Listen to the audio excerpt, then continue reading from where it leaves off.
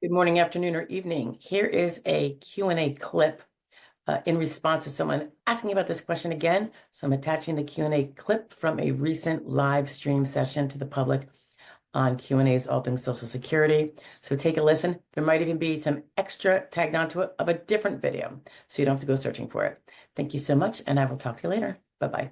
Umo says, Stephanie, just got this from someone else asking offline. When approved for SSDI, and after the 2 years when one is eligible, is it a requirement that one must take Part B Medicare? Oh, no. It's not required. However, there can be premium penalties subsequently when they do want B later on because they didn't take it when they could have, unless they meet an exception, creditable coverage elsewhere. So, for instance, a person has a working spouse, not retired spouse with benefits, but a working spouse with health benefits through their employer, and it can cover family members like the disabled spouse. And usually you pay a little extra for that spouse, right? Through your contributions, through your paycheck. That can be creditable coverage right there. And then you have an excuse for not taking Part B that will not cause you to have a premium penalty later on when you do need to take it. You follow? What all counts as creditable coverage? I do not know. I do know that group coverage through a spouse that's working is one of them. But everyone can, on their own go find out what VA, TRICARE work. I know if someone, this is going to be the weird part, if someone buys a private policy because they don't have any through the employer, I believe that does not count as creditable coverage. Frustrating, right? Because creditable coverage has to be at least as good as Medicare. And I think that's probably why. So anyway, I hope that answered that. Umo, this is what I'm saying. If the person on SSDI has their own other insurance, that is not creditable coverage. They need to get rid of their own other insurance that they pay for. It's got to be through a spousal provision of creditable coverage. So you definitely want to look into it special because the premium penalty, let's say you go 10 years thinking, I'm not going to pay for B. That's $180 a month. I'm not doing it. I'll go buy my own. And then it comes time when their own isn't going to be good enough or whatever the case may be, and they want to do Medicare, like maybe it's at age 65, when it would be based on age and not a disability. They now find that they're going to be whacked 10% on the premium for every year they didn't take it. So how many 10 years of not taking it? How much is that going to, if the premium is $180, the first year it's 18, the second year another 18 or 17 or so going all the way back, that's going to be a big premium penalty. It's definitely worth considering. And I'll tell you, it's very frustrating when your Medicare eligibility date by the time you win your case is way behind you because your lawyer got you a established onset date of 4 years ago, and now you have 4 years of Medicare eligibility that you never got to use. And now they're like, do you want to let us take the premium penalties, the premium payments for those out of your back benefits so that you don't have that and you have to make the decision. That could be many thousands of dollars. Of course, you're going to have big back benefits probably too, but it's Medicare that you might not be able to really use unless there's some way, and I don't know these rules in insurance because I don't do this, but is there a way that any old bills that you were paying, all those copays, if you kept track, or out of pockets, could it now be where you can present them because maybe it's grandfathered since you didn't have the eligibility is retroactive? Something to look at if you are paying out of pocket for stuff. So you just saw a little clip from one of our live Q&As. It might leave you more questions, particularly if you had a little piece of that applied to you and some more facts that would make things different. If you do, feel free to put a comment down below about the extra details, and we could maybe even make a video on the particular aspects of that you'd be interested in. So in any event, I hope to see you on Wednesdays, 1:00 p.m. Eastern Standard Time, and also 9:00 a.m. every day. We have a share from the field, so to speak, of things that happen in our workday. So hope to see you then, and I will talk to you later. Bye-bye.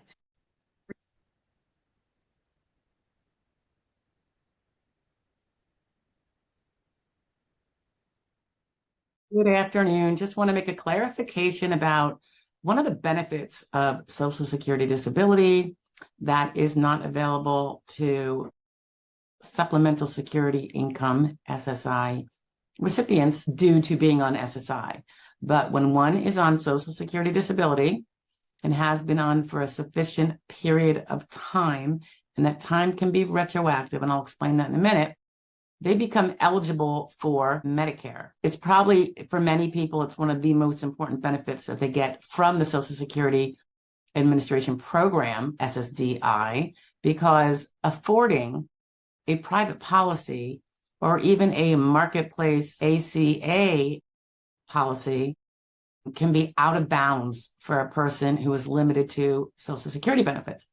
Now, we know that when we turn 65, or most of us do, if we were workers or our spouses were, we will be eligible for Medicare. If we didn't, we're not going to be, unless, of course, our spouse perhaps did. And sometimes we can do a buy-in. But generally speaking, 65 is the age when we become eligible for Medicare based on age, and those really relatively affordable premiums in the scheme of things. I say relatively because, for instance, if this year it's $170 a month, that's a lot of money for someone on a fixed income, assuming the fix is what we're referring to here, like a Social Security disability retirement amount. If we mean fixed because someone is Rockefellers and has, $5 billion of fixed income every year, that's not what I'm talking about. So $170 a month can be high. However, the alternative is something far higher, and the person would just be without coverage because they would not be able to do it. If a policy on the open market is $2,000 a month, who's going to be able to afford that if their basic benefit is $2,000 a month or something less, or even something slightly higher? People have to pay rent and mortgages, they have to pay for food, utilities, et cetera, transportation. So without Medicare, I don't see how the majority of Americans and legal residents would be able to get healthcare. So in that respect, it's very functional, right? The alternative could be really disastrous. So what people don't often realize is that if they become disabled before the age of retirement and they are able to file for Social Security disability because they became insured for that, meaning they were working recently enough to be insured for that term insurance, then they too will become eligible for Medicare, because it's the understanding that they can't go out there just like the aged among us and earn enough to, in theory, afford either get it through an employer or buy it on their own.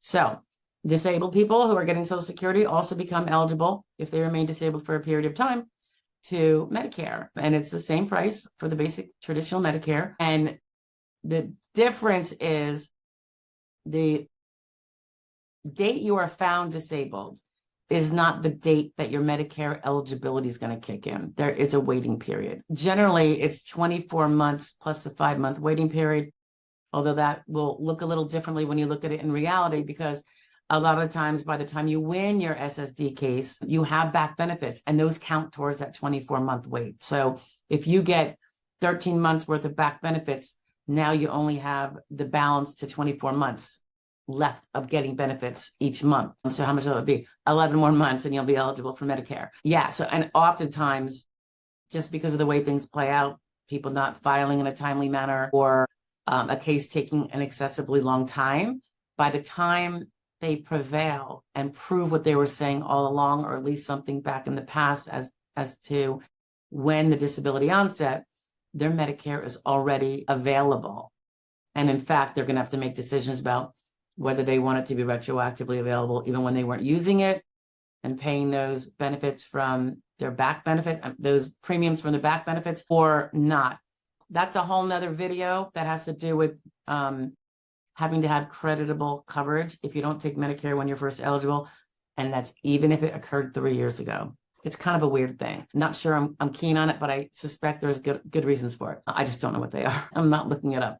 But in any event, Medicare comes with SSDI, and it can be a saver. I mean, we have people in their 30s, disabled, 20s. I've had 18-year-olds who would never be able to have Medicare otherwise until 65. They become disabled, and they're not without the health treatment they need, particularly for their disabilities. So again, most people have to wait that 24 months plus, assuming the 5-month waiting period has passed. If you don't know what the 5-month waiting period is, I'm sure I have a video on it. Just do a little search. But anyway, Medicare, one of the greatest things about SSDI, for many people, it is more important than the cash benefit. Much more important. That's particularly so for, well, might even be everybody, but even people who are not otherwise indigent because they have a working spouse, that spouse's income goes to, yes, maybe it's able to maintain the current household without the double income, but to throw that extremely high price of a private health policy on there is just, not doable, particularly if that spouse's employer does not provide health insurance, or maybe he's self-employed, who knows? And for the single people, my goodness, right? So Medicare comes with SSDI, not just for retirement. Okay. Very important benefit. Talk to you later. Bye. Thank you for joining and taking a listen to this video. If you have any questions that relate to this or anything else with regard to Social Security, disability, retirement, SSI, etc., please do feel free to post it in the comments below, even if it's not necessarily related to this video, and I will see them. And if it's something I can do a video on, I will be happy to do that. If you are looking for representation in a current battle to prove that you are disabled, whether you have applied yet or not, and ideally, if you have not applied yet, that's when we like to come in and start from the beginning and do our wonders. You can go to joydisability.com, look up to your left, and there's a little link for a free SSD evaluation, and we will take a look at it and let you know one way or the other. If you are looking for a consultation, not representation, or you can't get representation for whatever reason, or it's a non-representational type of issue you need to review, you are more than welcome to order a prepaid consultation. It will be with me personally, and that link is on that same page, joydisability.com, but over on the upper right. Anyway, thanks for staying tuned, and I hope to see you every day, 9 a.m. with our little video shares or live Q&A if you want to join me live on Wednesdays at 1 p.m. Eastern Standard. Thank you so much. Have a great day. Bye-bye.